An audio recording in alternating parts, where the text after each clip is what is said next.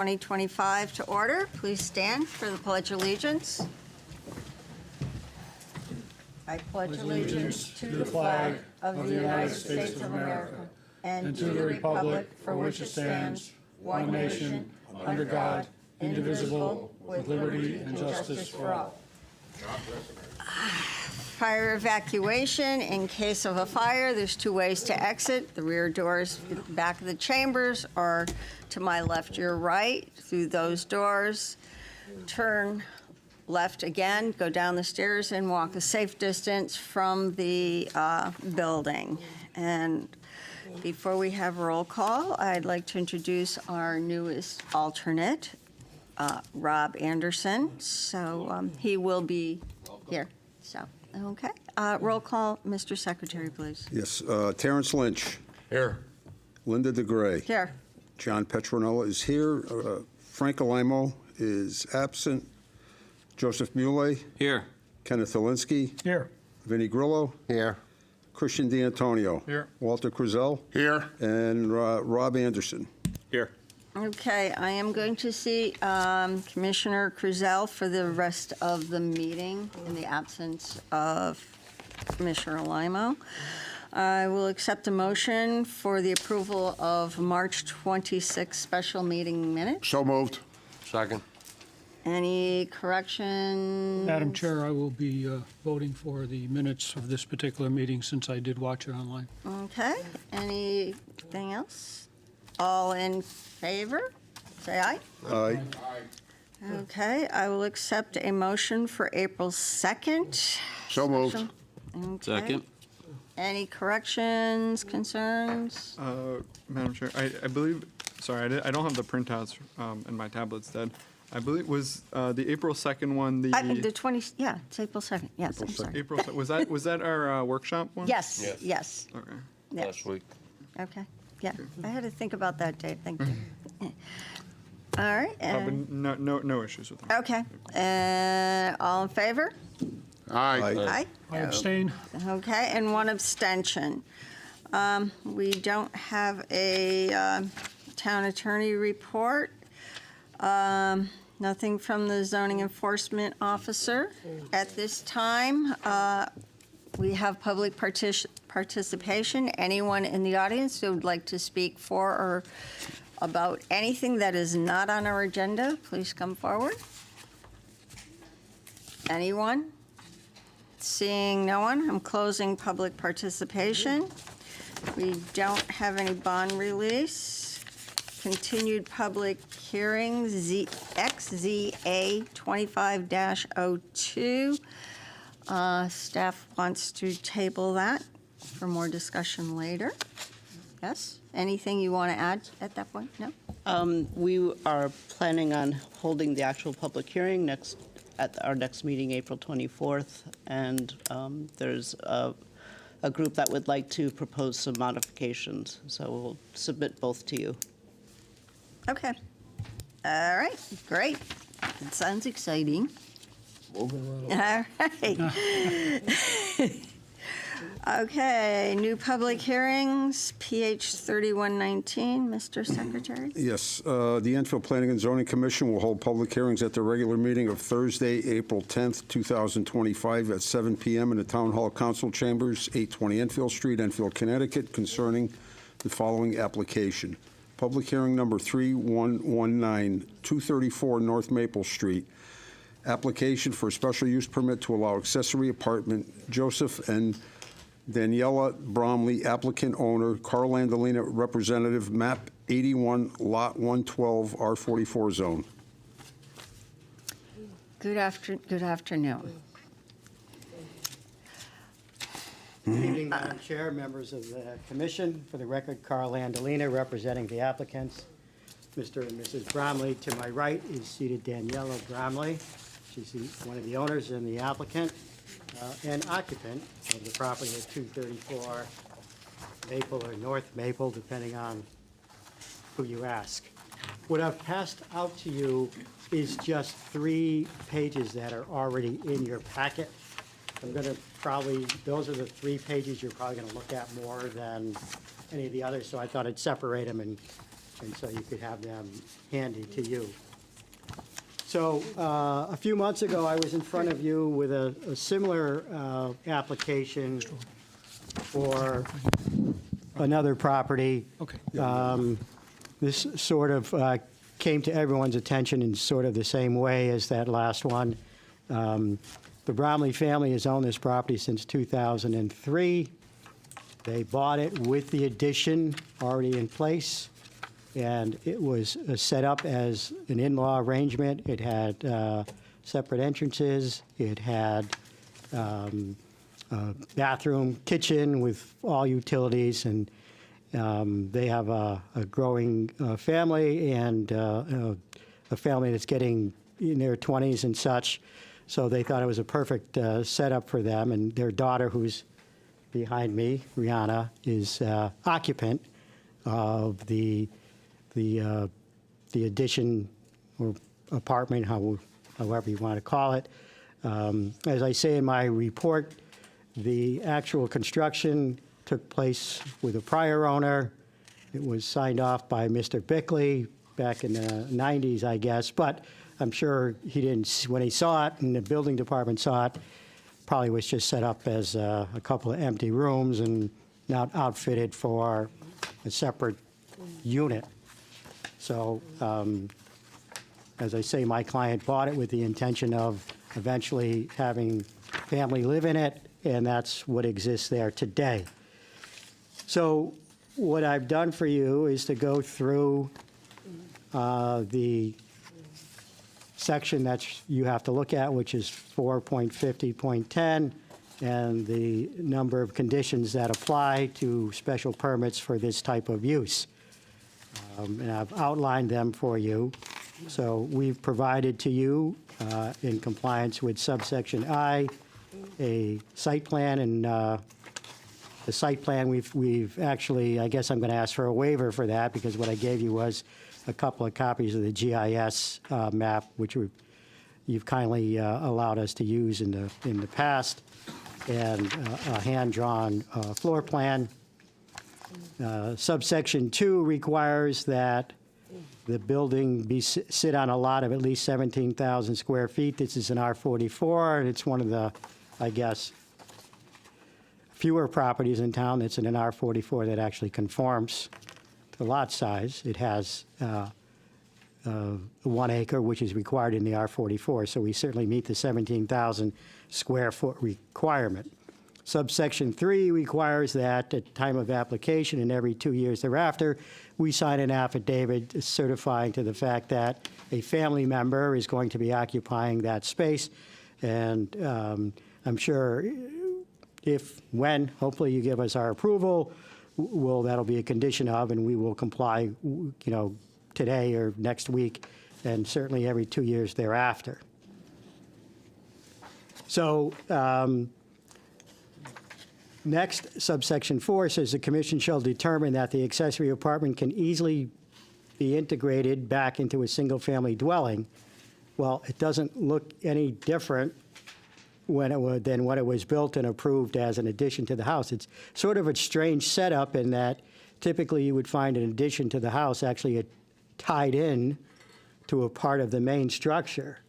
The garage sits in between the main structure and this 800 square foot addition, 800 being the outside dimensions of the area. So, and I'll go over the floor plan in a few minutes and show you what we plan to do. And subsection 5 says the accessory apartment shall be clearly subordinate in size to the single-family dwelling with a minimum square foot of 400 and a max of 750. So the main structure is, without the garage, is 1,418 square feet. And I had my client go in and measure the rooms and do a calculation, and that's shown on the floor plan. And the finished floor area, that's what required in your regulations. Obviously, 20 by 40 is a quick, even for my Windsor Locks math, is an easy one to do. That's 800 square feet, which is 50 square feet more than allowed. But if you take into the fact that there is space between the outside wall and the interior walls, in this case, you're losing about 80 some odd square feet. So it's certainly below 750, and my client indicated after their measurements, it was 708 square feet in that area. 6 says that, except when approved with a proposed new single-family home, which we're not, this is an existing home at the time the construction took place 30 years ago, shall meet the following floor area requirements. And again, 800 square feet, and it can't, so that what's left over in the main house can't be less than 800 square feet. So we're at 1,400. This condition didn't have any impact on the square footage of this apartment. Again, the next one, B, is the same, we've been talking about, and I refer you to the floor plan that we've provided. And again, letter C in subsection 5, I think, is not applicable. D is not applicable, and we meet the coverage requirements. The coverage for the entire structure is less than 10% of the area of the property, which I said before is 1 acre. Now, subsection 7 provides as follows: no additional entrances shall be located on any wall plane facing any street. And I think if you look at Ms. Driver's report, you'll see that she made a note of this. What we had planned to do, and now there's a picture of the front wall plane where the current entrance is from the street. And you can probably see if you look at that picture, and I think it might be part of the 3-page packet I gave you. There is a doorway that leads to a small deck that has railings around it, and there's an opening in the railings leading down to 2 or 3 stairs so you can get to ground level. So our proposal would be to remove the stairs and finish the railing so that that patio or deck area would be completely closed in and cut off. You'd have to sort of climb up and jump over the railing. I think the actual elevation of the, and maybe John can tell me what this would mean, because there's at least 3 steps to get up there, or is there 4? Brianna, how many steps do you have? Like 4? There's or 4. 5? It might be 4. 5. Or on All right, so, There you go. yeah, so if you look at, I think they have to be 8.5 inches a minimum, and times 4, again, that's beyond my Windsor-Locks math, so some of you can probably do that. But it's probably close to 3 feet to jump up to the edge of the deck, and then you'd have to climb over the railing. So I would submit to you, I think that's satisfactory. If you don't think it is, and you'd like other accommodations to be made, I think my client will be willing to do that. And I guess that would be, boarding up the door in some fashion so that it didn't look like a door from the street.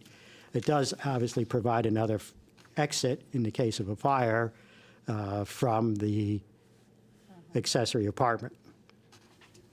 No additional mailbox or mail slot shall be provided. We don't intend to do that. Matter of fact, if you look at that picture of the front plane of the house, in front of that door that faces the street, it actually says 234 right there. So the entire place is 234, which is not 234A or anything like that. It doesn't have a separate address.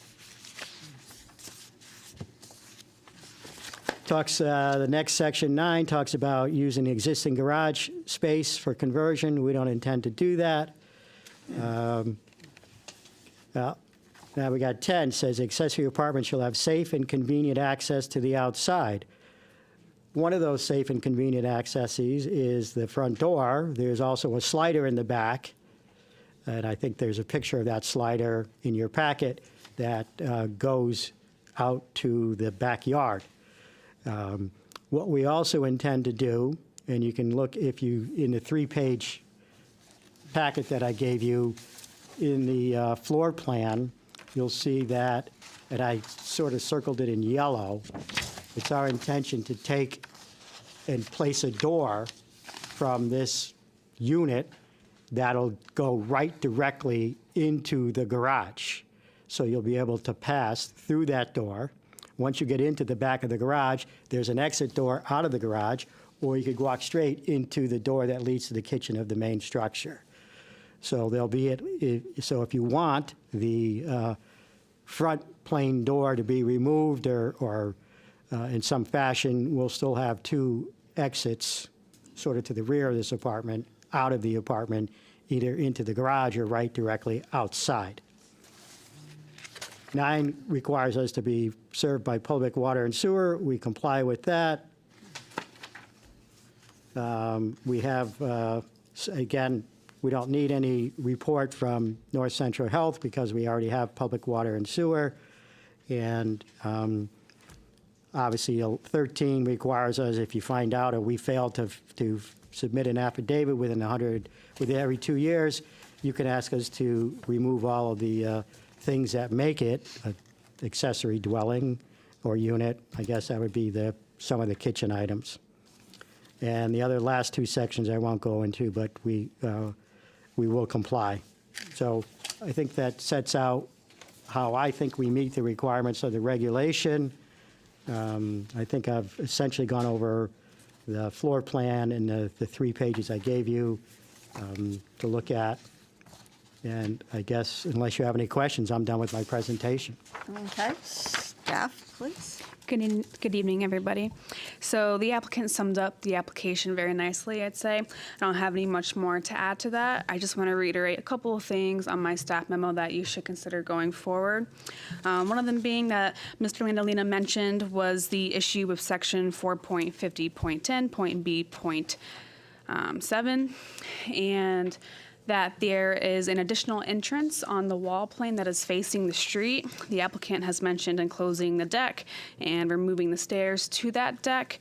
The issue in itself is that regulation isn't necessarily that specific. It just says entrance, not to be on a wall plane. So they are required to have access outside, to which the slider door in the rear helps satisfy that requirement. I was looking for solutions to this because I wasn't sure how the commission would feel about a deck, even though there's still a door and it doesn't comply. So the zoning officer and I figured out that if they were to apply for a special permit for a duplex instead, then they wouldn't have that entrance restriction, and they would also be able to comply because of the apartments right nearby. The other thing is, I'm not sure how you would board the door to make it not look like a door. I'm not sure if you have any picture examples of any others. And the only other thing that I had was the applicant was requesting a waiver of an A2T2 survey per section 9.10.2.c.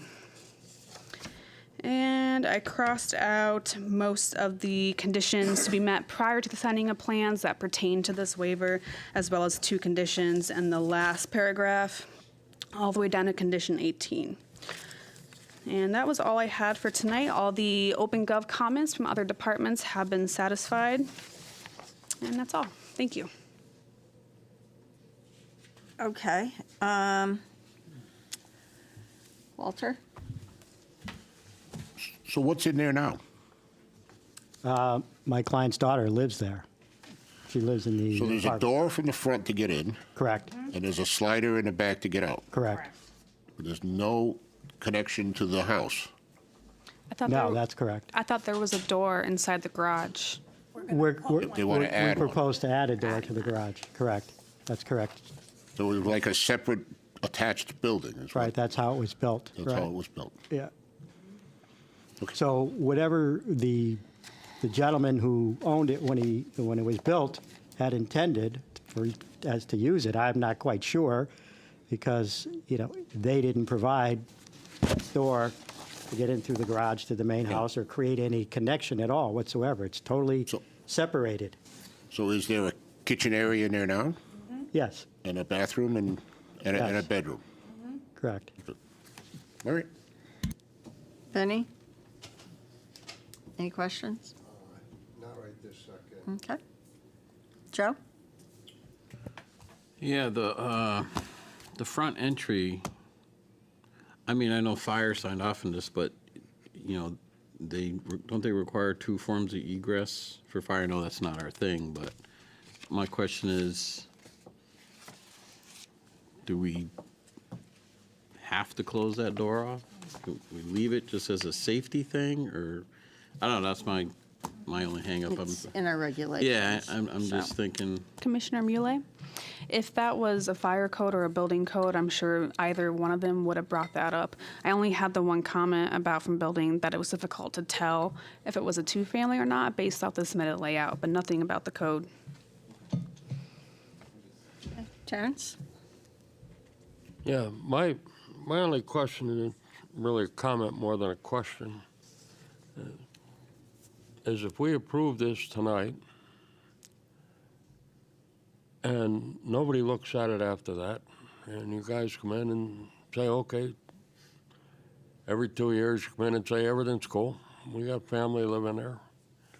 My concern is that turns into a duplex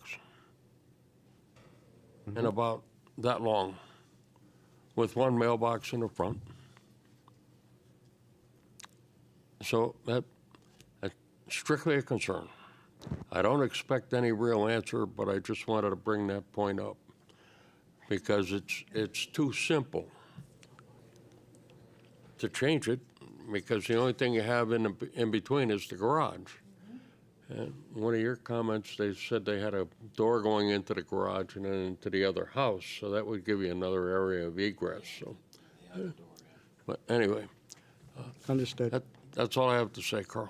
Do you want my response now, or? Sure. Go ahead. So, thank you.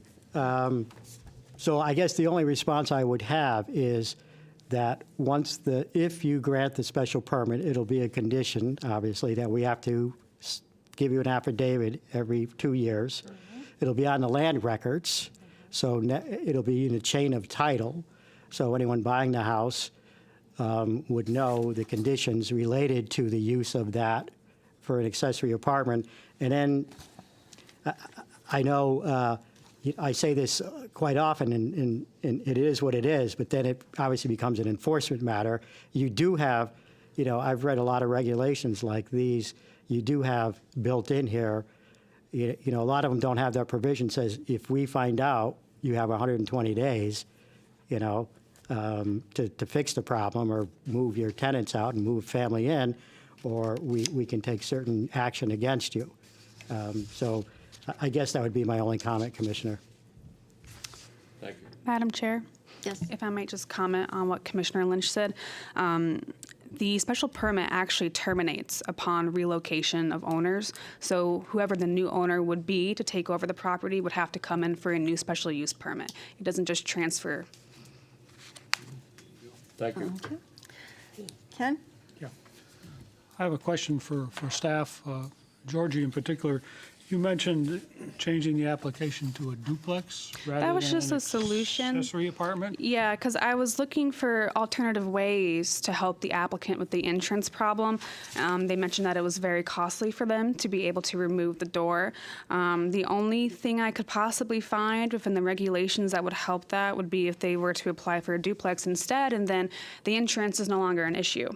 So they could apply with the special permit for a duplex, and then they don't have to worry about the termination of that special permit because it's a duplex. So they wouldn't have any problem selling in the future. They wouldn't have to worry about the entrance. But that's up to the applicant and their team to decide. Okay, so they could either do that, or we could approve the application as is tonight with the modifications. The only already thing I'm not sure about is I've had a couple other in-law inquiries, and they have the same situation, existing in-law, no permit approvals, but they have that second door entrance. And I've told them, we have one pending tonight. You can watch it to see what the commission will say, but just the regulation as written just isn't that specific about additional entrance, especially for ones that are pre-existing. Okay. And I just want to say that we did look at the possibility of the duplex, and it would comply. So despite that section being very confusing. So does that mean we would have to revise, the application would have to be revised, and we would have to They'd have to submit a new submit a application. new one and review that Yeah, sometime in the future? this one tonight before you is specifically for an in-law use.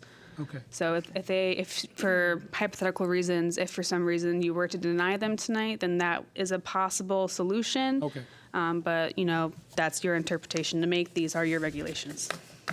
Okay. Thank you. John? Yeah, I have a question regarding the, where's the slider located? Because I'm looking at the hand sketch floor plan that's drawn, and then on the right-hand side, it says S, and the S denotes stairs. And that's on the side of the plan. I'm sorry, Commissioner, you're looking at, I'm looking at the hand-drawn sketch floor plan, yeah, There's a picture in the package, Ed. and it's sort of in the middle of that, so if, let's assume our floor plan at the top, which the distance of 19 feet 4 inches, it's located in that area. okay. Along that back wall. On the back. Yes, My question is on the side, that boxed out area, that rectangular area that's 11 foot by 3 foot 5, and it says S, and the S denotes stairs. How are we looking at this house? Right all here. right, so the garage is over here, Okay. all right, and this is the rest of your yard, right? Because here's the front entrance with the steps. Okay, wait. So hold on. Where is the front of the house? The front of the house is right here. Okay. Yep, This is my front house? yep. Okay.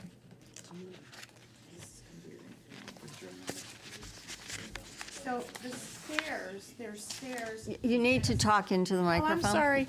It's TV, so. sorry. And you do need to say your name and I'm address. sorry, I've never done this It's before. okay.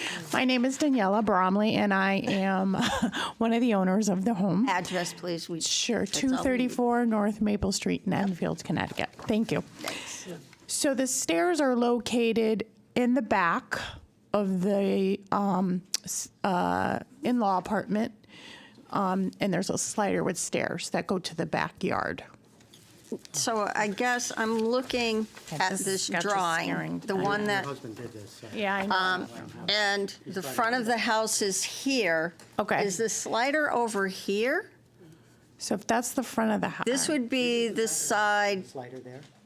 that doesn't look southern side of the house. I think this is a better picture to look at. right. Yeah, can I look at that one? Okay. Yeah. Okay. Because you've got this box Let me that says put my stairs. glasses on. That So would help. we're kind of wondering what that means. Sure. Hold on. I'm pretty sure the slider's here. Hold on. So this is the in-law here. Yes, This is the front. yes. So yes, the slider is here with the stairs. What is this? Help us out. Those are decks and porches. You're saying it's in between this space here? Yeah. All right, she's telling you the slider is actually in this area. So it's back on of the the home. south side of the You're house. saying it's so when I walk out to the slider, I bump into the rest of the house in a minute, and it's like 5 feet? No, we have the backyard. This should be more here, but yes. This is the driveway. Yeah. Sorry. So, show me, this is the backyard. Mm-hmm. Doesn't the slider go out when you're looking right at the backyard? or you No, looking- the slider is here. This is her back wall with windows. This is the bedroom. This is the sliders here on the end of the home. She's saying the slider is in this space here, Mm-hmm. the little notch. This little notch. It's actually a bigger notch than that, but Not- it looks very small. I'm trying to get I don't have a picture. oriented here. don't have a So picture the of the back. slider is on the southeast side of the house. See about the Is, picture. if this is the west side of the house, this is the north, this would be the south, this would be the east. Mm-hmm. And that's why we ask for site plans, because we need to know where north, south, east, and west is, and there's nothing here on this. Okay. So I'm going on just the orientation of the house, because I know where this house is. Okay. This side is the north. Okay. The west side is where the front door is, where she would walk out toward the street. Okay. So All right, west, I'm using, east. So the east would be on the back of the house, because that would be heading toward Summers, and the south side would be here. That's what the back looks like. Yes, but is that now I walk out, am I facing, is the backyard over here? Yes. Or Yes. Backyard is over here? Here and here. There's a platform. When you walk out the But door, we're you're trying facing to the find patio, out where the correct? In that stairs corner. are. It's right in It's that in the corner. corner. That's what I'm trying to... Stairs go. Yeah. Yeah, we have a patio that goes all the way across, like a type, like a, It's right This in is- that corner. Okay, But so- not facing- Sorry. Not technically in the rear of the house, but in that rear corner. yeah. okay, so it's in the rear corner on the south side, Or is it, because this is a very confusing drawing. It's Because- facing north, I believe. That's what One I'm at a confused time, by. please.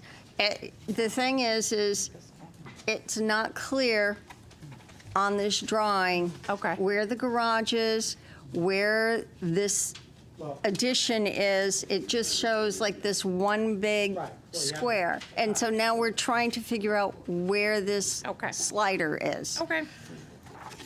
So, It's right here. The slider is here, okay, and this is the garage. all right, that's what we need to know. Right. All right, okay, thank you. Carl, Oh, where'd I you see. point? You can see So it. John, it's in that little notch. Where did you point again- for the slider? Oh, right there. It's right there. You can keep this. I just wanted to confirm my suspicions. Okay, all right, okay. So, all right, we've got that. Okay, go ahead, John, I'm sorry.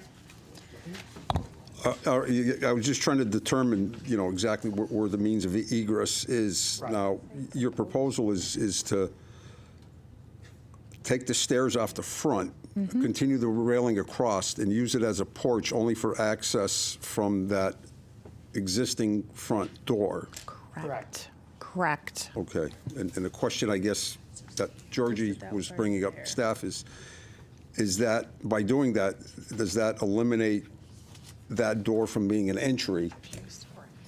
Because it's only for access to the porch, so it's a little bit ambiguous, so, There, all right.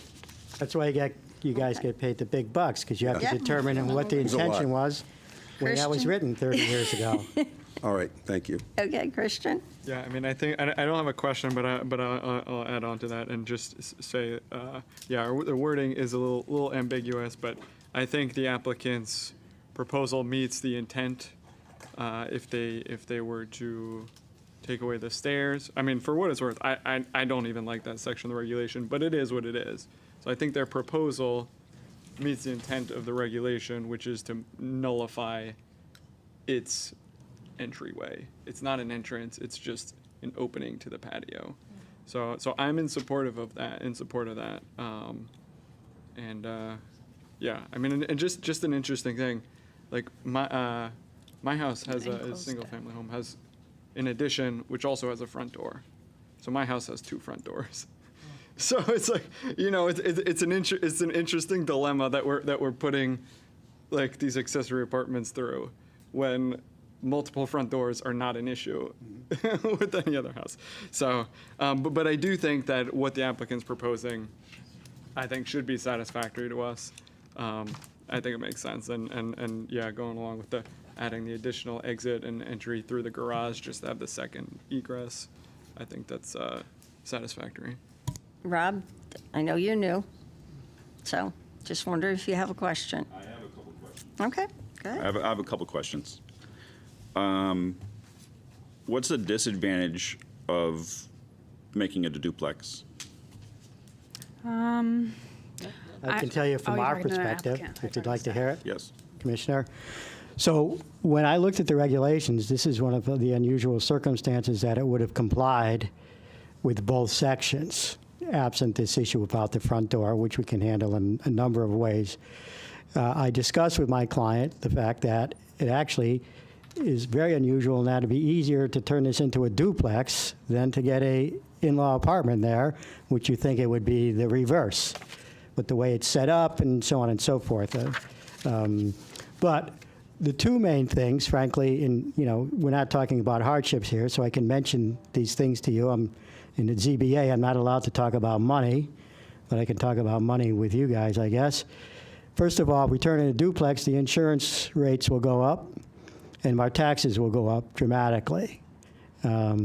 As an in-law apartment, it won't have the same tax effect. So those were concerns for my client.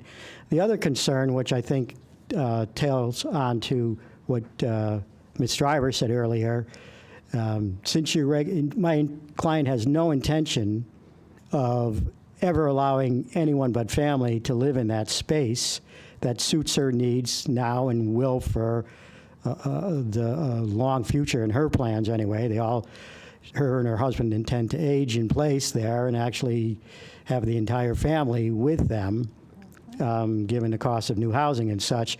But if their plans ever change or at some point in the future, as Ms. Driver pointed out, this regulation will not be, the special permit will, I guess, lapse. I don't want to talk about how whatever, but so that's what your regulation says at the moment. We're not challenging that. So this would be only for her use, and her use is just to have family. And that use will go away when the family moves out of that house. All right, and my other question is, if the accessory apartment was connected by a hallway to the main house, would that just be part of the house? Would it still be an accessory apartment at that point, or would it just be another room of the house? You mean if we were to stop using it as an apartment? No, if that room was connected to the house Right. by a hallway, Yep. It would still be an accessory it apartment. would still be an accessory apartment. Right. Okay. No, that's all I got. Until we gave up the use. Thank you. Walter? So back to Commissioner Petronella's question. 11 by 3.5 with an S in it. What is that S? It says stairs. What stairs to where? Is that to a basement? Is that to a... Your husband indicated on the site plan that this area was stairs. You have to go to the basement. basement? Okay. Okay, Thank you. That answer your question? yes. And the next thing is was there a, I don't know how to ask this, is there a reason you're here, or is it just to bring So what happened was that it got, someone complained, Okay, that's whatever. and we got a cease and desist from the zoning enforcement officer. So- And rather than waste time challenging it to ZBA, A we nosy said, neighbor. somebody, I don't know. And I do have to remind everyone that finances are not our concern. Okay, so we can't consider her insurance cost or at Right, this but point. the question was Because why we didn't go that way, and that's the That would- answer. all right, And this we is got what we the would answer. prefer to do. Georgie? I did have a conversation at one point with the zoning officer just discussing this type of situation with the entrance. And the only thing we were primarily concerned with was that the enclosed deck would be in association with the in-law apartment in regards to the entrance, and that they could always add stairs again in the future.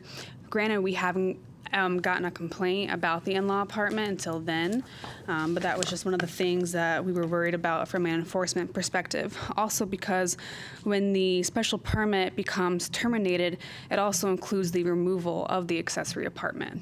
So there's a lot that goes into it besides just the other concerns about insurance and tax rates. I just want to point that out because the regulations for the termination and the criteria of having that special use approval is very specific, unlike the details for the insurance. Okay, and I've got several questions. Y'all know I do. First off, all there is in our packet is a sign-off that says there's no violation in the addition. There's nothing about plumbing or connecting to sewer. So I don't know, and I'm not saying she can't use the bathroom. I'm sure she has. But there's nothing that shows that there is a connection or that anything has been inspected. And if there's a firewall between the addition and the garage, that's another concern, which I'm, and we all know when you assume what that does. Because there was no violation, I don't know what the original owner was going to use that for. It could have just been storage. Then also, an accessory apartment, an in-law apartment is supposed to integrate into the house. This is, to me, was built as a room off the side of the garage, and it doesn't really integrate into the house because it has no entrance into the house unless you directly go around outside and into the house. So I have an issue with that. The front porch, as was pointed out, at any time can become another entry by having the door there. So there's several things in our regulations that aren't, it's not conforming to me. So, Mr. Landolina, go ahead. You know. So I think I provided a sign-off by Mr. Bickley at the time the It CO just was said- issued. right, but it Well, that just would be said- for the entire, so you want to see mechanical and plumbing Well, permits? would he you like? did, it doesn't say anything about it. Yeah. It just says an addition. All right, so I guess we can give you the, I guess the entire history of the construction, what permits were pulled. Obviously, electrical permits were pulled. There's a bathroom in there. We didn't add it, so there's plumbing permits that were pulled. So, Madam Chair, I can Yes. actually answer that question. Okay. Mr. Bickley wrote that at the time, but he did not do an inspection of the dwelling after it was done. So at that time that he approved it, there were no violations at that time frame. It was simply an addition. Okay. So this was still done without getting proper approval from planning and zoning. I'm not suggesting that he approved an in-law apartment. no, I'm suggesting that, I'm just to me, saying. that means there was plumbing permits pulled and mechanical permits and Right, and it electrical just permits. says an addition. It doesn't say anything about anything else. And so, and I know people do things Well, without a- permits. Again, just, I hate to interrupt, but no, maybe I don't, but it couldn't be finished floor space without electrical and plumbing and heating having been installed, because it was built as finished floor area, just not a storage room or anything Right. like that. But if you'd like to see those permits, I guess we'll dive back into the planning or to the building department and get those for you. I'm just, those are Yeah. concerns for me. Absolutely, I understand. Yep. Because if somebody is going to be there, I would hate to have something happen. Mm-hmm. And especially if it's a young person, they get kind of, So as far as your other comment about not being attached, you'll see on our proposed floor plan that we intend to have a door added that'll go directly from this space into the garage. And then about 7 or 8 feet from that is already a door from the garage into the living space on the other side of the garage. would it be possible to add A like wall? a wall? Yes. So that it would be more of a. It'd be like a inside- hallway. We hallway. intended to create a hallway there, right? Yeah. I would prefer to see something like that to Right. integrate it into Sure. the house. So, okay. Madam Anybody Chair? else? Yes? While you guys were conversing about the permits, I was looking on OpenGov.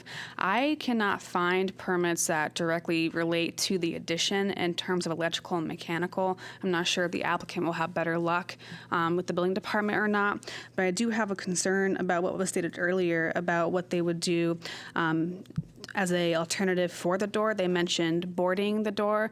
That just gives me some red flags, because what kind of boarding are we talking about? I'm not sure if there's a design in mind to help that entrance comment.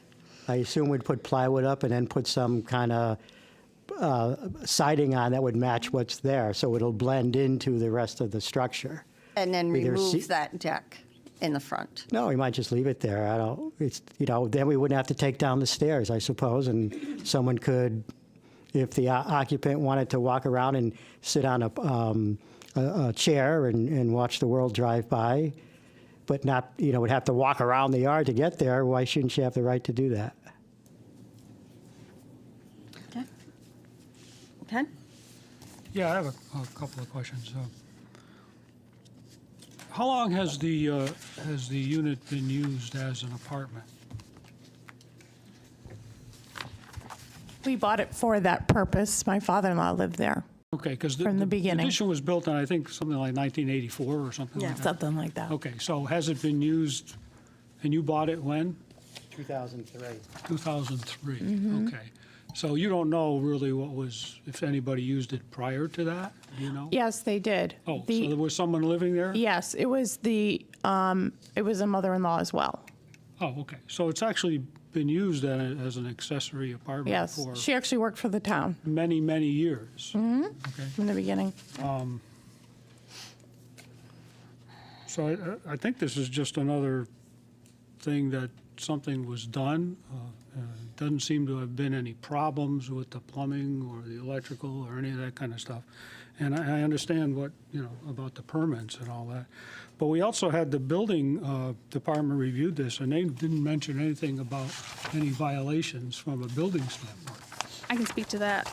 The issue is that we don't know. There's no documentation. There's no records of when it was used as an in-law, by who, when, where. All you have is the building permit addition, that one note from Wayne Bickley, and that's pretty much it. I mean, there is still plenty of time in the statutory time frame if you'd like to request the applicant to come back with maybe a door design and trying to see if they can find the records for how that addition was built in terms of fire code. I mean, I would feel more confident that way. They may not find something, but to come up with a design for the door and maybe a hallway. Is there a consensus that you'd like us to remove that front door, or because of, or, That's my. right, point, yeah, but I don't, I'm only one, so. yeah. All right, I suppose we can come up with something there. I'll have someone else draw it, not Mr. Bromley, I guess.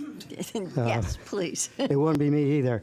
But again, in terms of the building code, and I'm not, there's a statute that says if a certain amount of time has passed, I understand. you can't require us to get building permits or COs for things that. I understand yeah. that. But we'll do what we can to find out if there's anything, but I assume if it's not in that file. But there are,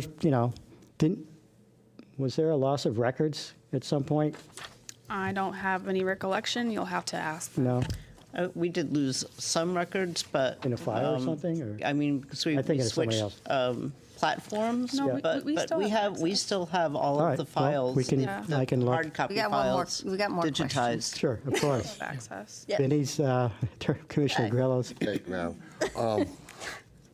first, if he takes the door off, if he did, I don't see any reason why he couldn't keep the steps. Right, This is I don't- Because there's right. no access in the house. But I also agree that if they kept the door, it's just like an upstairs balcony that you open the door out your bedroom and you stand out on the balcony, except you're 30 feet up in there, but there's no difference because you'll still break your leg at 6 feet. So if the deck was closed off with a 42-inch railing that would make code in all aspects, and there's no access off the deck, I don't see a problem with that door. I don't think the building inspector would, to be honest with you, with that. My other thing is, I don't know how confident I feel about approving something that the building inspector hasn't even seen yet. So if we went ahead and approved this, and then there's a whole bunch of problems out there, they had mentioned that we have no records of anything out there. So I'm going to assume the gentleman prior to you pulled the permit, got the first inspection, and then called it a day. And then just did what he did. So we don't know, Madam Commissioner, Mr. Gray, like she mentioned, we don't know about the plumbing. I mean, everything flows down, I won't say. Everything goes down, that's easy, electrical, but the man could have done it all himself. So I would say if the building inspector says that everything was in working conditions, these plans really, honestly, if we knew that, I would have no problems of approving it. The front door, like I said, it's like a balcony. I mean, if you keep the front door I mean, if we want to help them out a little bit, we'll just have them take the steps off or vice versa. I don't think they'd have to do both of them, rip the deck off and take the door off. It doesn't have to rip the deck off, just do something for that door, close it in, Right. that's all. I agree, Susan, on that, Joe? sis. I agree that just removing the stairs and continuing the railing across is perfectly fine. I think that's great. As far as your concerns about fire, it says here the fire department signed off on this. They didn't have any concerns about firewalls or anything. Am I reading this correct?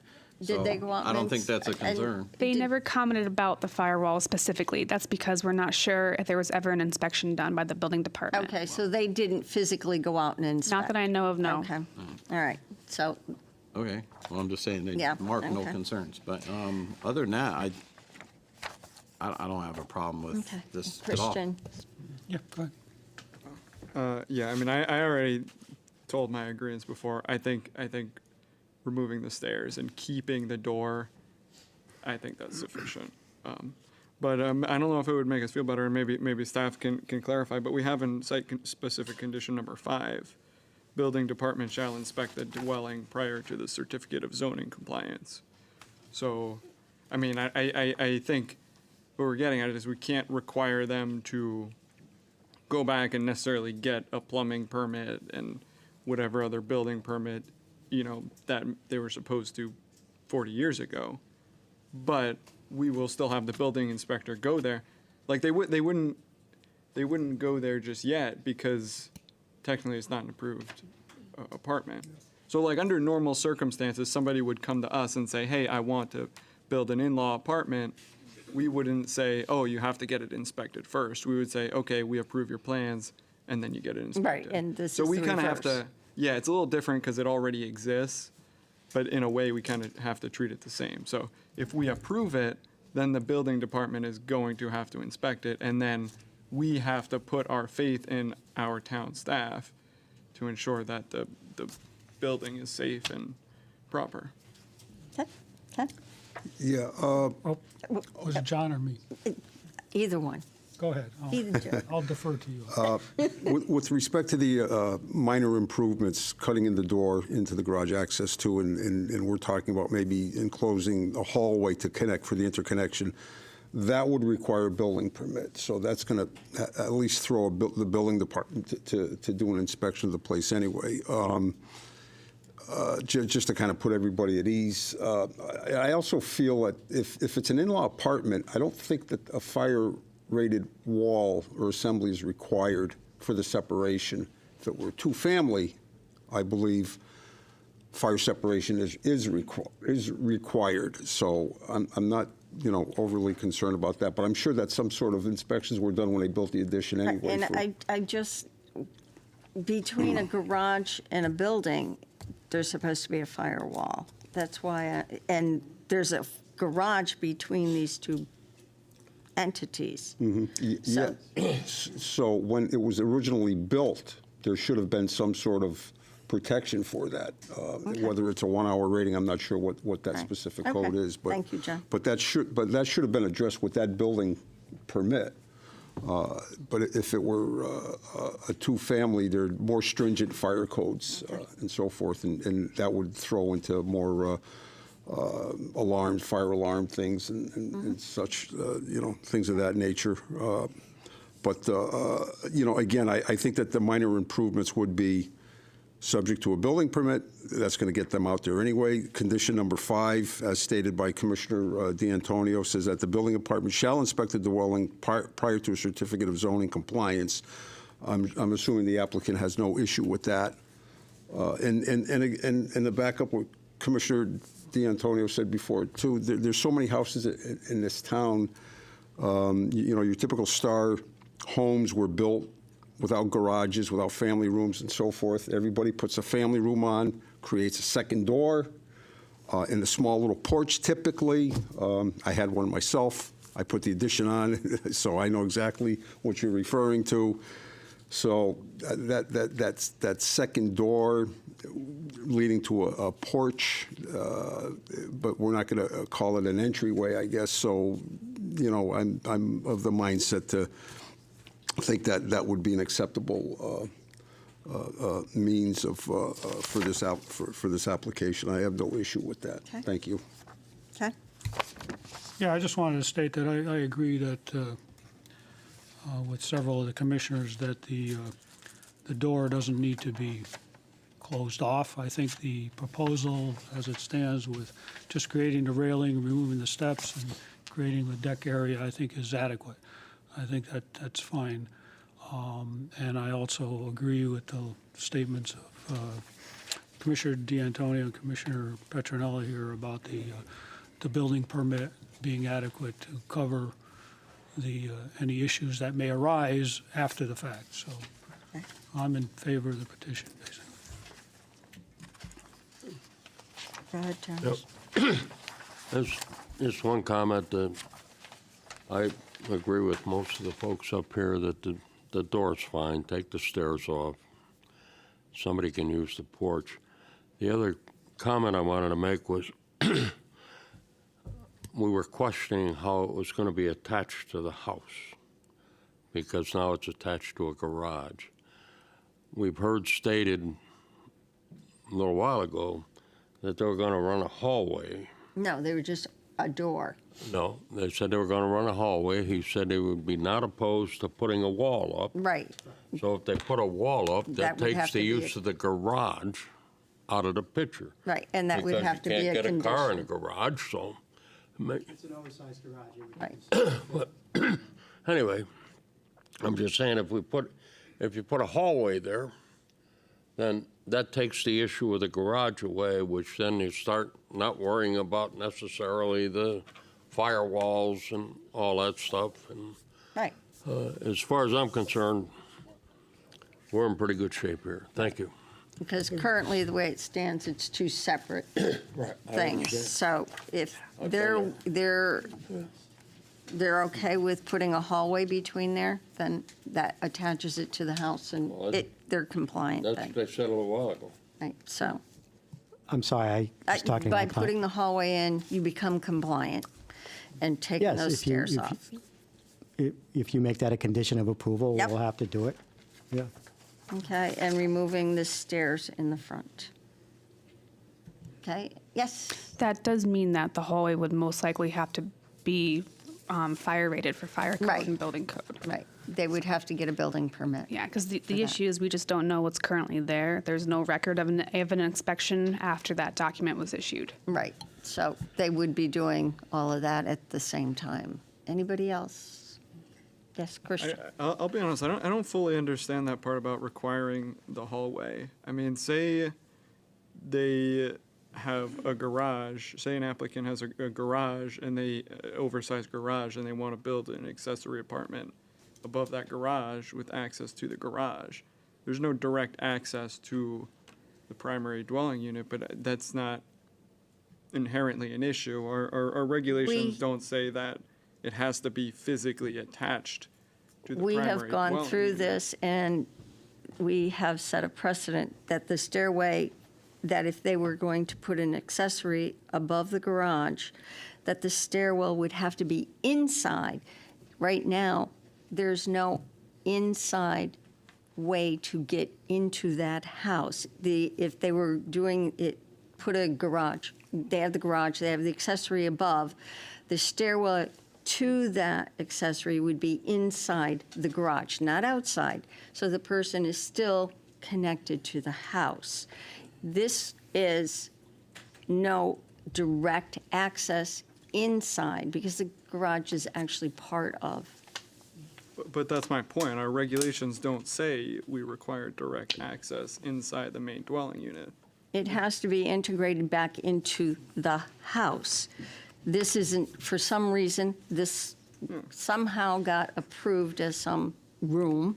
We're just saying a room. We don't know what the intent was.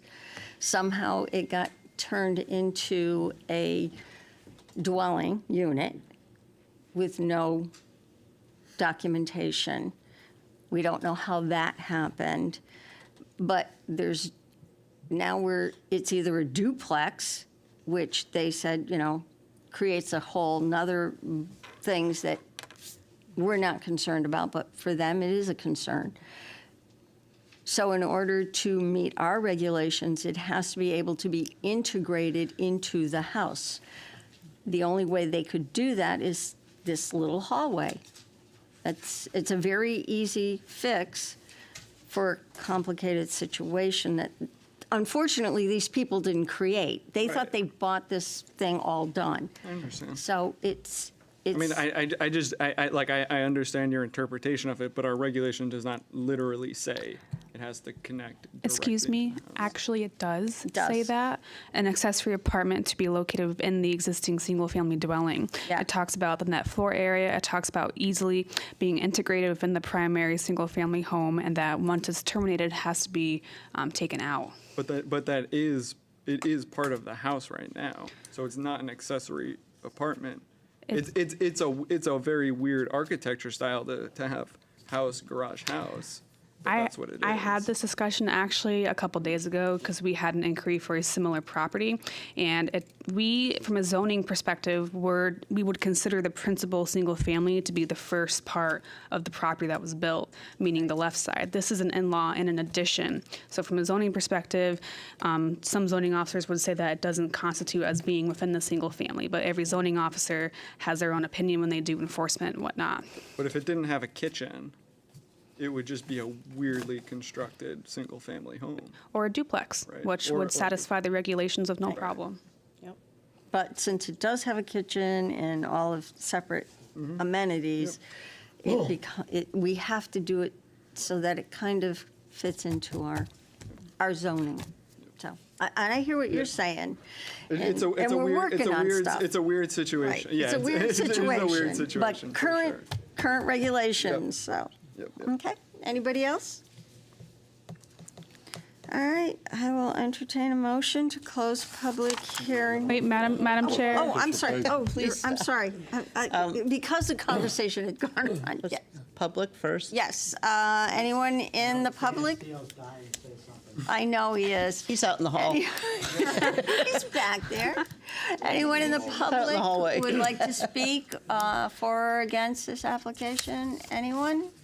Third time? No? Okay.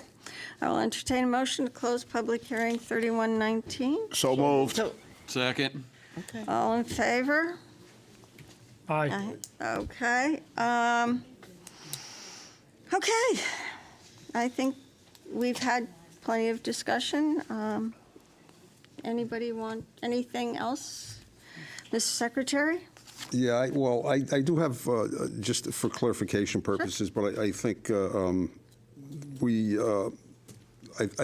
I believe we're in agreement about installing the hallway for the connection Yes. in between. And I think that that's important because it is a garage. And if the door's only there, if you only put the door in there just to make it appear on paper that it complies, what happens is the door, it's not going to be used that much. People are going to put storage in front of it. It's not going to become a clear hallway or a path for that connection. So I think that the hallway needs to be constructed and so forth, and the door and maintained. And I can certainly support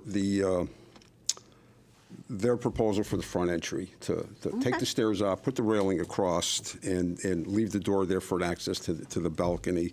I don't have an issue with that.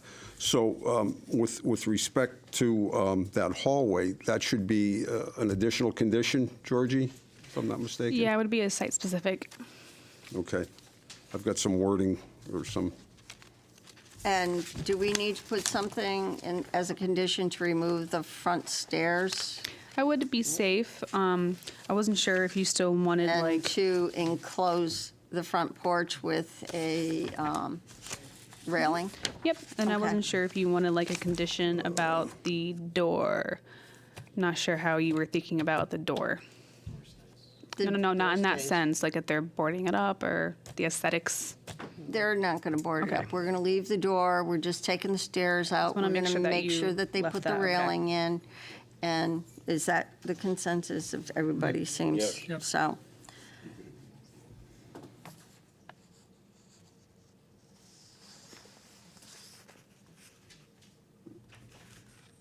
so that'll be two additional Yes. conditions?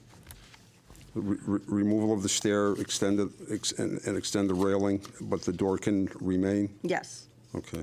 Okay. There's the other condition I wrote out here somewhere. Yep.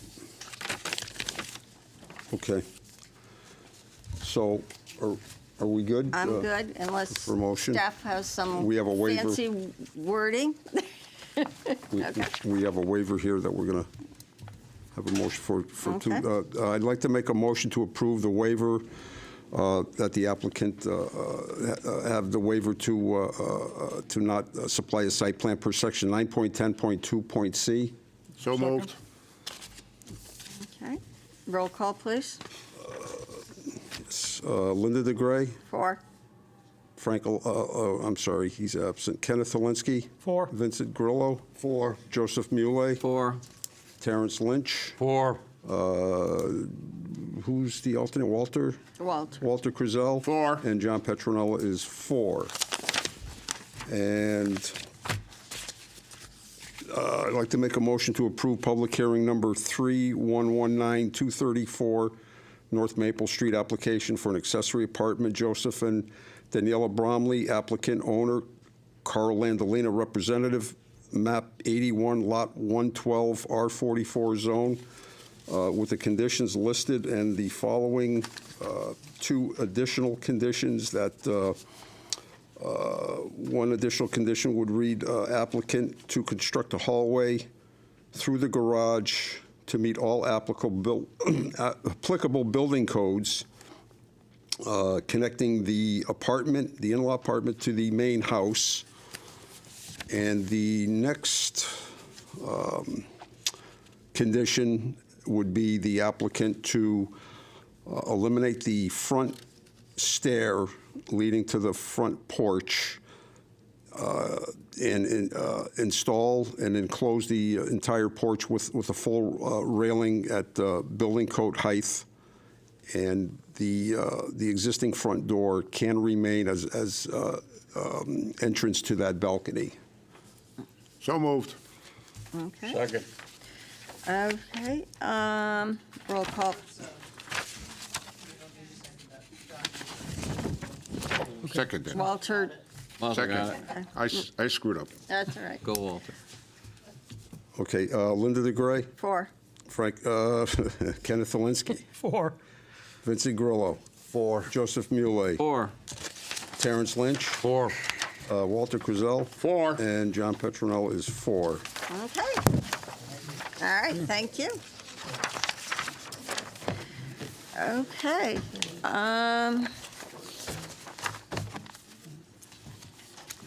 Okay. Ms. Secretary, when you're ready, PH 3120.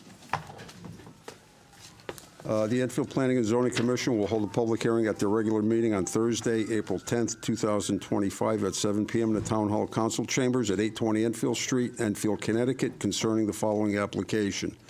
Public hearing number 3120, 95 High Street, application for special use permit for live entertainment with liquor for Serapi's Restaurants, Cuthberto Chavez, applicant, Brightside Plaza LLC, owner, map 25, lot 6, TD5 zone.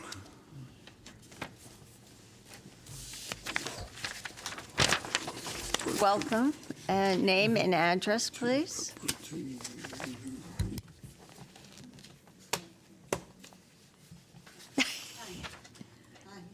Hi.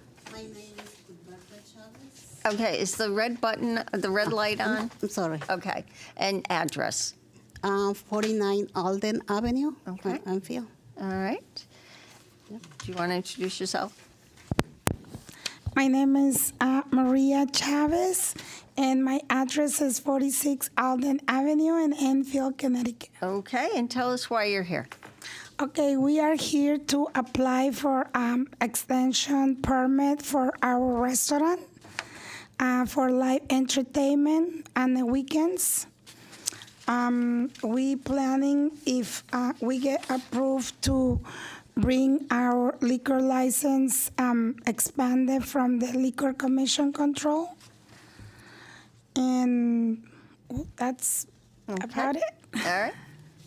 Georgie? Yes, good evening again. This is a special use permit to extend the live entertainment with an extended liquor license. There are specifics for this live entertainment. The applicant has mentioned that she'd like to hold them pretty much every weekend between the hours of 10 p.m. to 2 a.m., alternate between a DJ or a live band. The kitchen will be open as well as the bar. There are no changes estimated for employees besides maybe a bouncer for security. There'll be no impacts to existing parking, no other interior changes. This will take up the newer addition part of the restaurant that was previously approved. All departmental comments have been satisfied. The applicant is requesting a waiver of a site plan under 9.10.2.c, and if they receive approval tonight, they will be headed to the Liquor Commission after. The hours will be from 10 p.m. to 2 a.m. 2 a.m. Okay. I just wanted to make sure I was clear on that. Yep, 10 p.m. to because 2 a.m. of the noise level. That's all. Okay. Any questions? No? Okay. I do have one concern, and that would be the noise level, because you are in an area where your parking lot is open, and you've got right across the street apartments and surrounding houses. So I have concerns about the noise level inside because it does travel, and people will be going in and out, and they'll be getting blasted. So I do have a concern about that. That is a concern for me.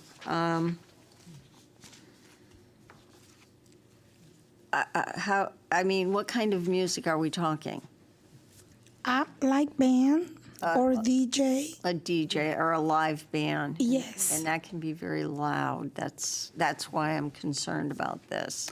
Well, the place is not that big, and it's not gonna hold so many people. We're talking about the expansion. It only can hold 70 to 80 people. That's a lot of people. It's a lot of people. It is. And people will be milling in and out, and I'm just concerned about the 2 o'clock in the morning. Well, we supposed to cut out at 1:30, so by 2 o'clock, no one can be in. Okay. By law. It's 1:30, you cut out, so everybody start leaving. So by 2 o'clock, nobody can be inside the building. Because there is a restaurant here in town that has live music on the weekends, and they have neighbors across the street that complain about their noise. Okay. And they had to get used to, pretty much, they had to tone it down a little bit. So that is my only concern, is the noise level in that area, because it's so densely populated. Okay. So, okay. Just something for you to think about. Anybody else? No? Anyone in the public like to speak for or against this applicant? Anyone? Seeing none, close public participation. I'll entertain a motion to close public hearing. So moved. 3120. Second. All in favor? Aye. Mr. Secretary, if you'd like to make a motion? Yes. Are we including any other special conditions No, on this? Okay. there is a waiver, though. Yep.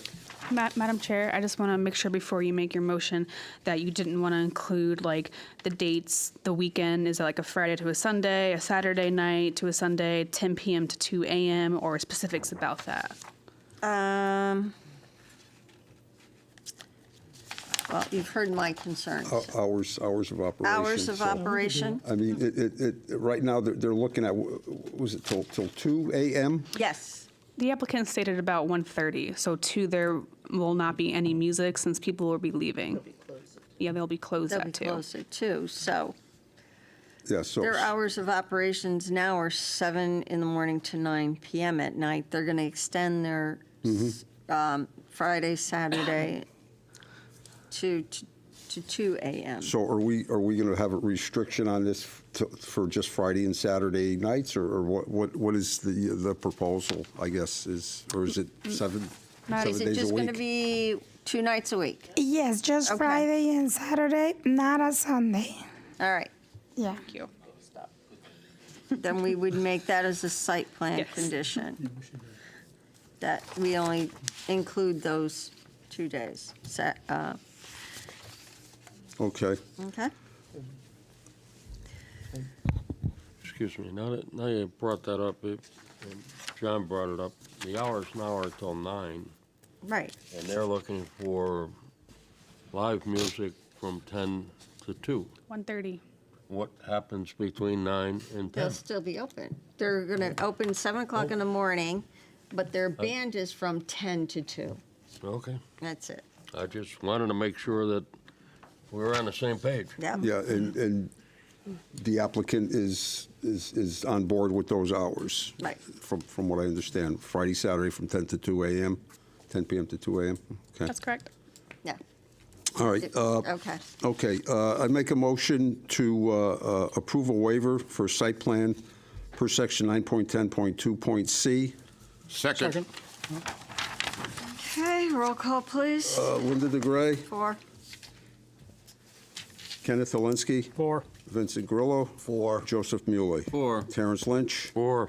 Walter Krizel. 4. And John Petronella is 4. Okay. And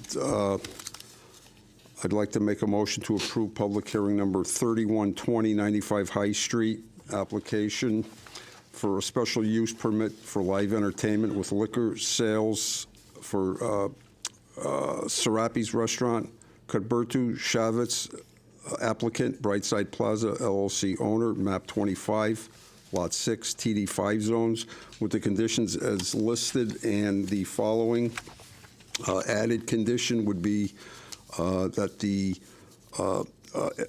live entertainment would be restricted to Friday and Saturday evenings from 10 p.m. to 2 a.m. Second?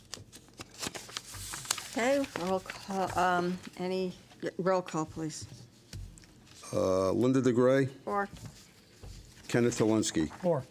Vincent Grillo, 4. Joseph Muley, 4. Terrence Lynch, 4. Walter Krizel, 4. and John Petronella is 4. Okay. All right. You're all set? And when do you get your new liquor license to start this? They're a little bit down the road from that, so. Well, I'm just being curious because I might want to go there some night. I'm bored. I like their restaurants. I think I'll do. Right, so. Yeah, after the All meeting. right. Okay, thank you. Yeah, You're all thank set. you. You're welcome. Okay.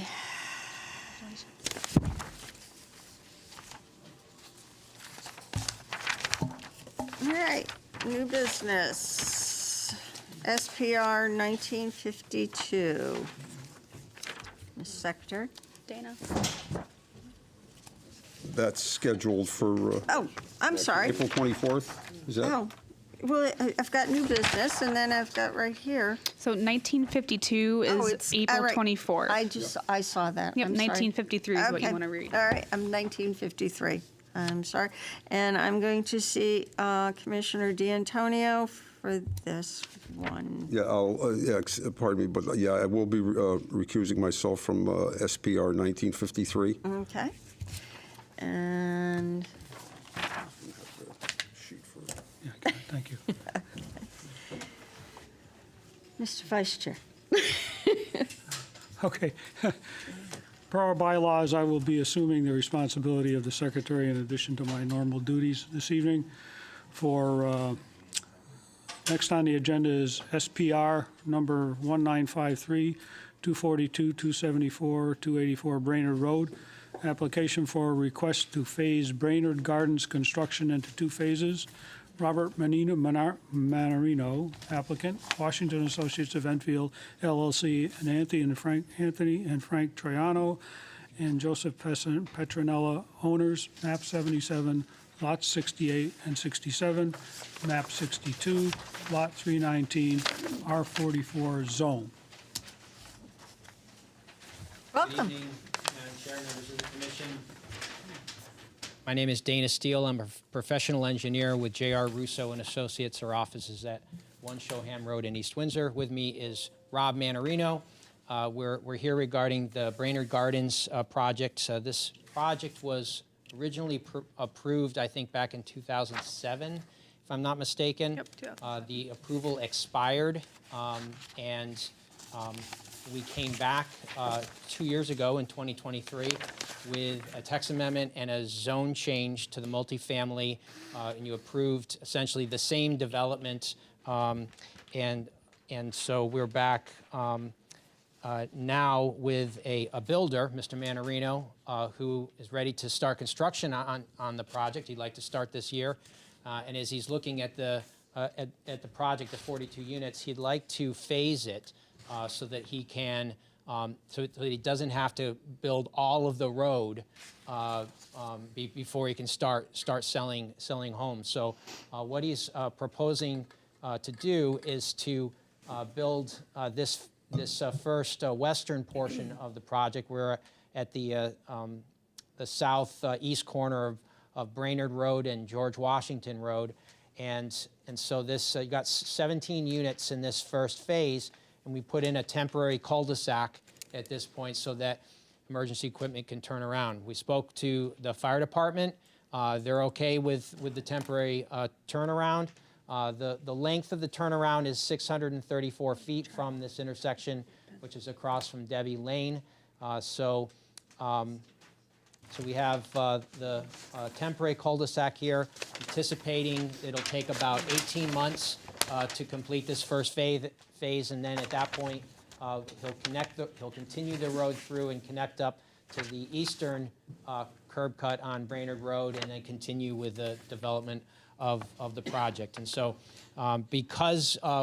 mainly because we're adding the temporary cul-de-sac, really the way it's approved right now, he could start building these units and wouldn't really need to come back to you for that. But because we're adding the temporary cul-de-sac, we wanted to come back and get a site plan modification to include that temporary cul-de-sac. So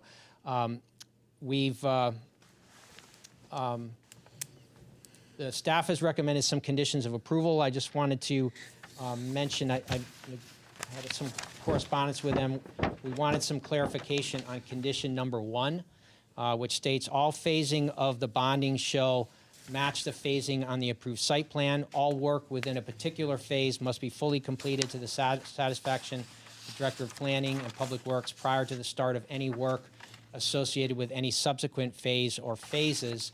Bonding for phasing shall not be transferred from one phase to the other unless the entire phase is complete. And what we wanted clarification on is the applicant intends to start building on these 17 units here, but he doesn't want to finish all 17 units and then start in phase 2, because then he'd have this gap where he's building a road and he's not building any houses. So as he starts to run out of houses in phase 1, he'll then begin phase 2. So the way that it was worded, we weren't sure if it was precluding that, but staff confirmed in email that wasn't the intent. So we just wanted to be clear about that our intention is to construct in phase 1 the sidewalks along the frontage of phase 1, the road, all the infrastructure, the drainage, the landscaping around the perimeter, but the individual lots, including the sidewalk in front of the lot, including the individual landscaping around each unit, will be done as they're built out. And these developments work, they sell them individually, custom to each buyer. So one might buy, this unit, and then this one next to it might not be sold. And so it's going to depend what the market bears for that, and then they'll continue through. So as long as that's understood, we have no problem with condition 1 with that clarification. So If I could just add, Dana. Go ahead. Name and address, Oh, I'm please. sorry, Robert Manarino, Principal, Manarino Builders, 60 Dudley Street, South Thank you. Windsor, Connecticut. Just in condition number 1, it says fully completed, so that just makes me a little nervous that it says fully completed. And we just want the flexibility to be able to, if we, out of the 17 units, if we've sold 12, well, now it's time to start phase 2 because we only have 5 more units left to sell. And so we can just be fluid in moving the project along. So just the word fully made me a little nervous, that's all. The intent might not have been that. We may be reading that wrong. Okay. Any questions for Dana at this? Yeah, go ahead. I think what that meant, not everything, but at least if you're in phase 1, so for the commission anyways, this is the norm. When you come in and you do a project like this, that road alone can hurt you. But what they're saying is, if you're gonna do phase 1, basically, if you have the sidewalks in phase 1, they need to be complete. That's phase 1. We understand you sell your houses in certain parts, but it's not like, I don't think, correct me if I'm wrong, that you have to build that whole one phase, completely landscape, sidewalks, everything gets signed off before you can start too, correct? Yeah, That's so not- I thought I verified this in my response back to you, but I guess the message wasn't that clear. It does not. Wanted to make sure we understood. It doesn't have to be fully completed. It says fully completed to the satisfaction of directors of planning and public works. That's what it says in the regulations. That was a cut and paste from section 9.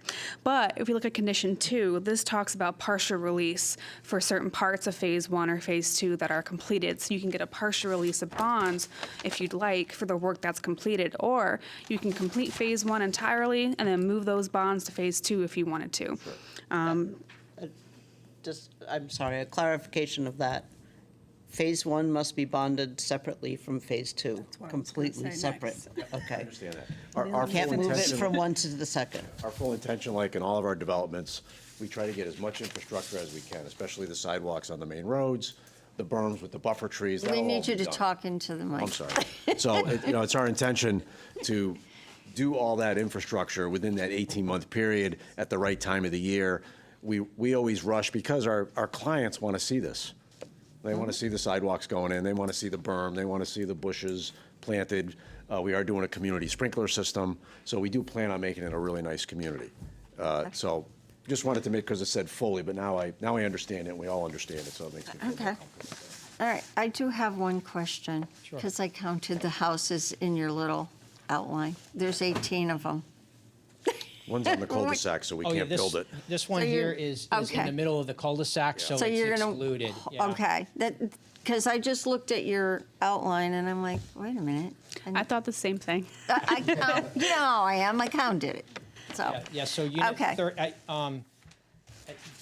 note number 2 here, sir, install roadway to unit 33 with temporary cul-de-sac turnaround in area of unit 32. Okay, all right, just Yeah, was don't give trying us to the figure option it to out. build a house in You're- pavement, we might you're- do it. I was trying to figure Paying it out. attention, that shows you're paying attention. Okay, other than that, I'm good. Go ahead. One other thing, just, I don't know if this is relevant to this application or not, but Rob's been talking with his realtor about the project, and they're thinking of changing the name of it from Brainerd Gardens to Stonebridge. Stonebridge Commons. Stonebridge Commons, and the name of the street from Wandering Way to Liberty Lane. Liberty Lane. So I don't know if that's something this commission, or if we just deal with staff on that, but we Deal with staff. we didn't want to make that change without you just being aware that. But I'm we were disappointed, so. You're disappointed? I don't like that. Madam Chair. You know, it's Brainerd Road. Oh, I'm you like the sorry. name Brainerd? I see. Yeah, it's Brainerd Road. It's part of our history. Madam Chair, if I may, please. Yes. Okay. So the name doesn't really matter. You can name it whatever you want. I know. I just got to give him a hard time. However, obviously nothing bad. I just wanted to say, Commissioner Helinski, I almost said Petronella. When you read the conditions, number 9 is a repeat of condition 7, so just cross out 9. It'll be 9 conditions in total. But overall, this was a pretty simple phasing application. We didn't have any concerns. Departmental concerns were pretty much well taken care of. One of these specifics talks about that the final plans for this phasing, which will be revised per some of the department comments in the OpenGov portal. There are just some minor comments here and there from engineering and water pollution control. So we just want to make sure that final plan includes all those changes. That way we're all on the same page when it comes to pre-construction and bonding. But other than that, it was pretty simple, and that is all I have. Okay. Anybody else? Yes, Walter. Is this a detention pond down? So, That's in phase 2. so you don't need it for phase 1 for any No. drainage? No, the site is got a high point through the development, right where the cul-de-sac Okay. is. So it wasn't just random in selecting that. That storm drainage was a major consideration in where the phase line would be located. So there's 2 storm drainage systems. This portion of the site drains to the storm drainage along George Washington, and this part here drains to the basin in the back. That's why you get what you get. Thank you. Anyone else? No? Okay. Yes. Just a clarification, so you can change the name of your project, but if you change the name of the roads, we'll have to talk through emergency services and police, make sure that Right. there isn't another road that with that name or something like that. We're going to So- change But all we the could site work with that plans, too. Okay. outside of this And meeting. it's okay if we change it on the final plans that Yeah. we submit to show it that way? As long as the public hearing long as number it's- is on there.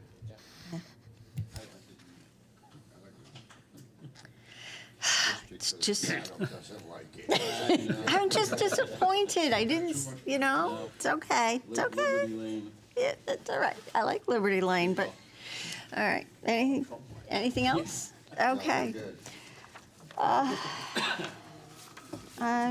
Entertain a motion.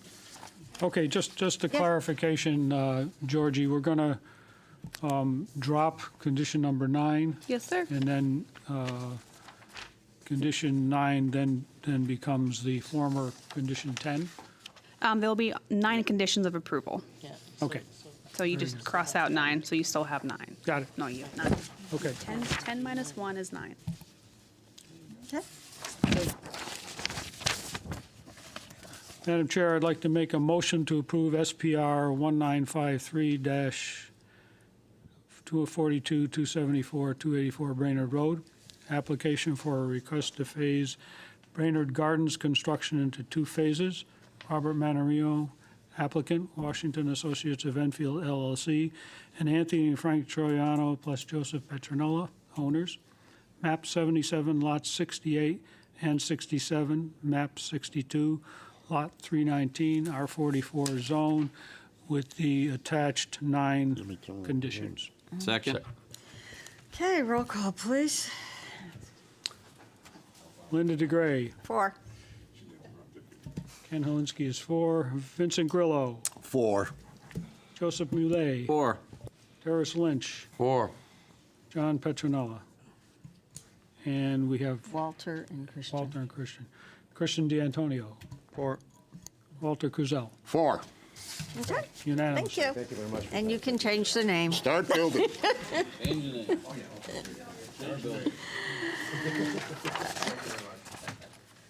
Okay.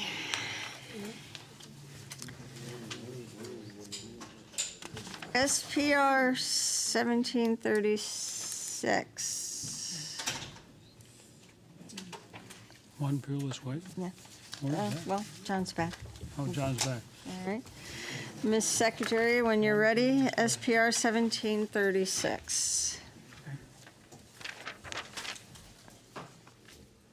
It's just one line. Proceed. Yes, SBR 1736, 1 Peerless Way, extension request. Yes. Name and address, please, for our record. Attorney Rachel Fancy here on behalf of the applicant Peerless Way LLC. I work at 46 Center Square in East Longmeadow, Massachusetts, barred in both Massachusetts and Connecticut, and reside in Hamden, Connecticut. I'm here before you today because the petitioner currently has two buildings that have been built at One Peerless Way. They're completely up to building standards, and I do have an email that I was not able to put in the package, but I did receive today from the building inspector and building commissioner asserting such that the only thing that's really outstanding on this is the zoning sign-off. So as far as the buildings are concerned, they are ready to go, fully ready. It's just pushing it across, getting the zoning compliance sign-off. The zoning compliance sign-off has been a little bit on hold due to some landscaping issues that are outstanding, but in order to do that landscaping, we need to get an extension on the site plan that's already been issued. It was issued back in January of 2018. I think the hearings occurred in December, but the actual approval was issued in January of 2018. There are currently, I believe, 15 tenants operating within the two buildings, so 15 local businesses contributing to the local economy.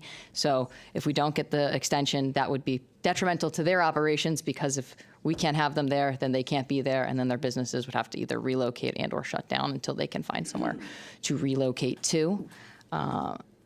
With all that said, the petitioner is ready and willing to finish that last push piece, which is getting that landscaping done. He has a contractor under contract with proposal, ready to start as soon as the ground is thawed. It's pretty thawed right now, and we'd be breaking ground if procedurally we didn't need to come before you today first. So that is what we are here for, and we're happy to answer any questions or concerns. Yeah, so this was approved December 21st, 2017. They did receive their building permits. And construction is supposed to be completed within 5 years. So as of December 21st, 2022, this actually was expired. So, we don't want to open up the whole ball of wax again. So I would just recommend that we grant an extension. Quite honestly, if it's just landscaping, 6 months should do it, since it's already expired. Do we really need to do 6 months, seeing that it's been since 2017 that this was approved? I could see 3 months. I'm just saying fine for any hurricanes or whatever. I mean, 6 I'm months. not going to have a hurricane. Stop it. Tornado. Stop it. Ice storm in the middle of the summer. Stop it. I'm leery about a 6-month extension, only because it's been dragging for so long, and there's a history here. So I would even go with a 4-month, because that would It's take your us. decision. That would take us until July, and there should be plenty of time between now and then, I would think. So that's just me. Anyone else have comments about this? No? I could add some thoughts onto that as well. It just, with consideration, the longer time would be not necessarily necessary, but it would provide buffer given the current state of our economy in this world. Supply chain error. At this point, finance is not our concern. It's been going on since 2017. This has been, and I know you're representing your client, but I was here. I was sitting on this board when it was approved. I've been sitting on this board with other issues that have been presented to us, and it keeps dragging. And so I'm saying 4 months would be a great extension, because there's time. This is the time to plant. And you want this to happen as soon as possible, so. I do not disagree. The only point was merely not necessarily economic, just supply chain. I do foresee that could be a potential issue, because a lot of these plants are not necessarily indigenous to the United States, and there might be some tariff issues that would impact that. I'm going to disagree with you with that, so we're going to kindly disagree on that point. Understood. Okay, so I say a 4-month extension. Anyone else?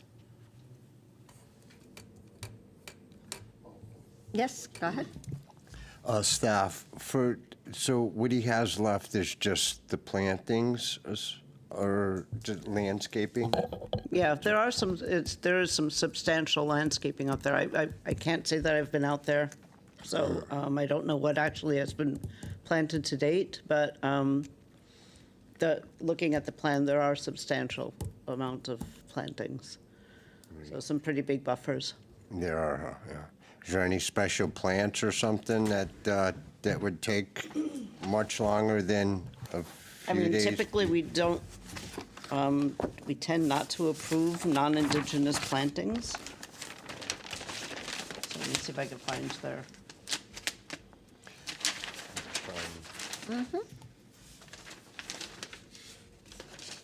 Carry on about No, your no. timeframes.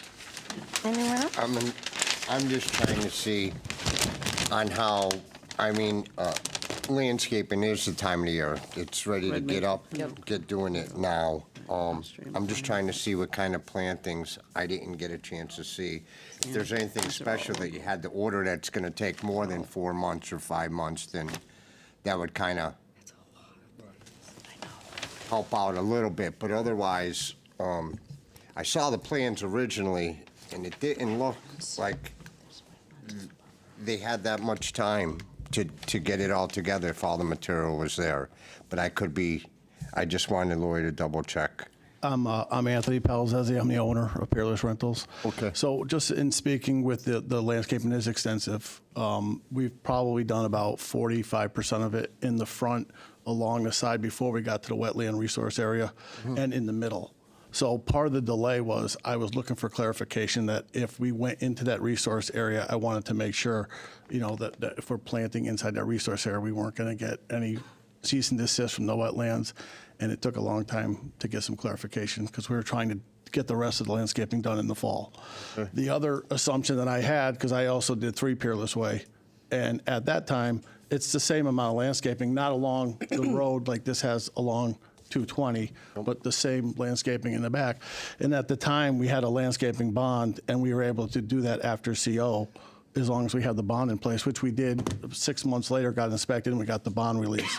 So probably erroneously, I thought it was the same thing here. We had a landscape bond. As long as we had the landscaping bond that was active, we could do it after we got the final sign off and the COs, because it is quite expensive and extensive. The bond, was the bond released, you just said? No, the 3 Peerless. That's how we did it last time. We got the CO for the project to sign off on the as-built, and then we did the landscaping 6 months later, and then got it inspected and got the bond release. So I thought it was the same. We could do the same thing at 1 Peerless, but that's why the landscaping wasn't complete, because it is pretty extensive. 2 separate buildings, 2 separate I understand. spots. Yep. I'm surprised there wasn't a bond on both separate ones, but. There may be. No, there is. I have a bond on this property as well, Yeah. landscaping and site, Yeah. that are still active. Yep. So, but yeah, the completion is supposed to be within 5 years of your approval. And at this point, it appears that everything is indigenous and local as far as plantings. There's quite a few wetlands plantings as well, so that certainly shouldn't be coming from anywhere else. Right. That's what I thought. So, go ahead. So what I'm getting at, I think at this point, 4 months is definitely sufficient for plants that are readily available. That was my question. Thank you. Anyone else? All right.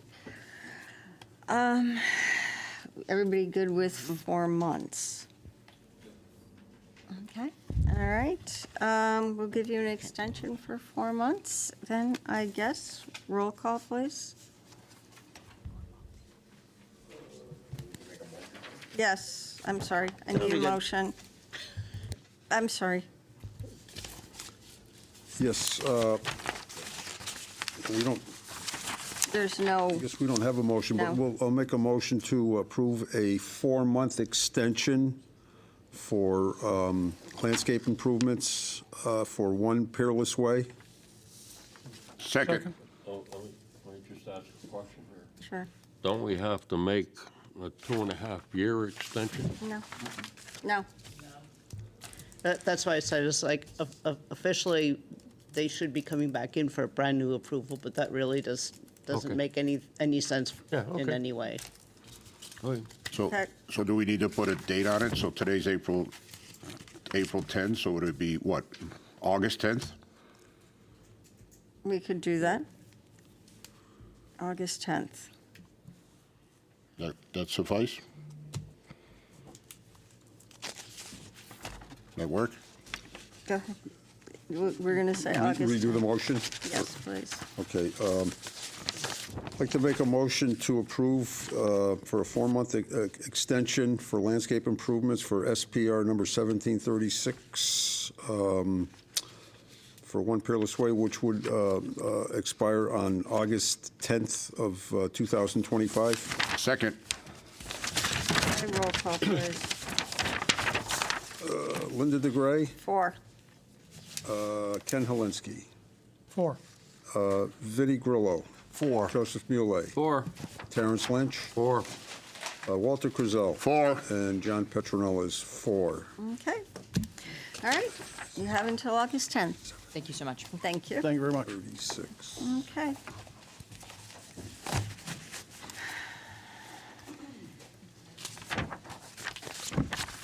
All right. Commissioners' correspondence. Anybody got anything? Go ahead. I don't know if it's the time or place, but I'm going to bring it up anyway. Go for it. Pumping gas Saturday morning about 8:30 in Skidco.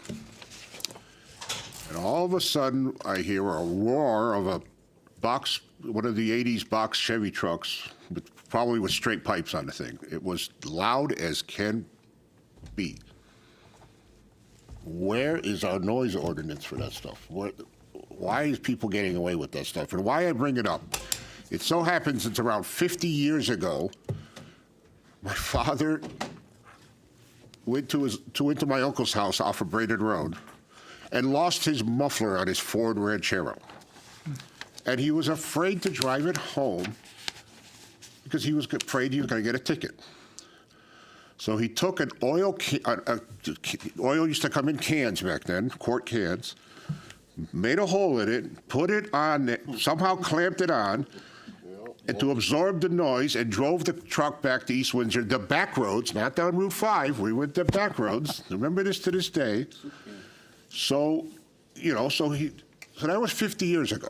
And today, these people are driving, and then we had people with applications coming in that the truck was too loud in their driveway and all this stuff, but yet these people could drive down the street with open pipes and make it a roar at 8:30 in the morning on a Saturday morning. It's disgusting, and I don't know, again. That's when you call the police. Yeah. When you see it, and you tell them Well, what's that's what I'm going to happening. start doing. I'm warning you all now because I'm tired of it. Because that's probably something that we have nothing. 'Cause- I mean, We have can't no control that. Because if I did it, I'd be booked. All right, That's They'd because book they 'em know there. you put a can at the back of your Yeah. muffler. So I'm sorry. I just wanted to vent. I'm It's I'm okay. off the I'm off the box.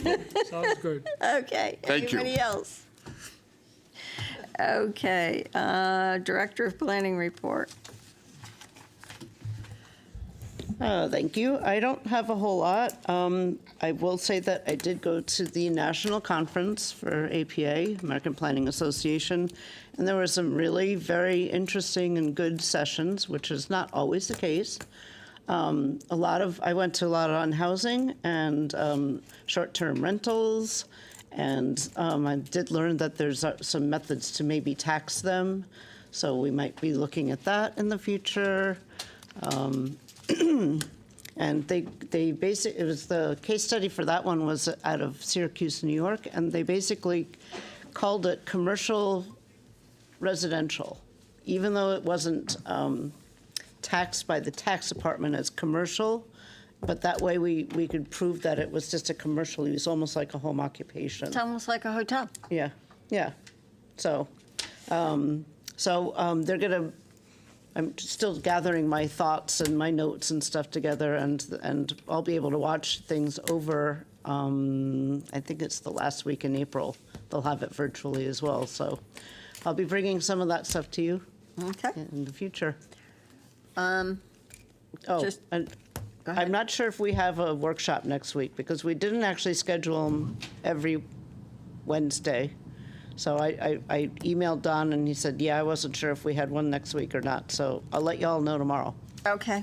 That was my question. See, I knew it. See, you're reading my mind. It's kind of scary. It's a quick read. It is.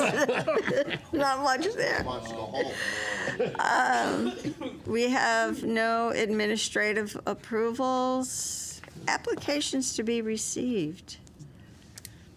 We don't have one tonight. We did receive an application in office today, but by statute, it can't be received until the 24th. Okay. All right.